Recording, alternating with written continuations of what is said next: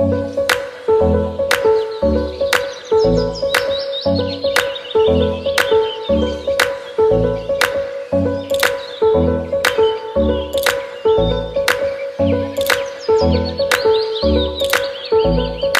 cadre, alors le cadre, il est d'abord informatif, expliquer, faire connaître ce secteur qui est généralement stigmatisé, diabolisé, parce qu'il n'est pas bien connu, parce qu'il souffre d'une mauvaise lecture. Donc d'abord faire connaître ce secteur, et ensuite, je vais dire, démontrer qu'il n'y a aucune raison de le diaboliser de la sorte. Il n'est pas à l'origine du déficit de la balance commerciale. Il n'a aucune incidence sur l'industrie textile et les emplois de l'industrie textile. Et il a beaucoup de valeur ajoutée. Et il représente une opportunité d'emploi, de création d'entreprises, de dynamisation de l'économie en général. On a parlé de toutes ces opportunités.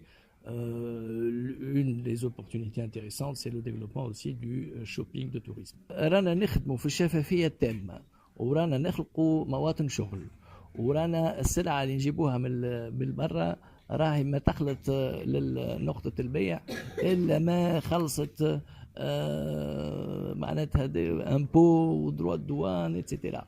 راهو الناس اللي يخدموا يبينيفيسي اللي يخدموا في القطاع هذوما ils bénéficient d'un accompagnement très intéressant en termes de formation et de transfert de savoir-faire. راه هو القطاع هذايا الديناميكية نتاعو ما تخصوش ما تمسوش هو برك mais elle concerne tous les secteurs connexes اللي حكينا عليهم.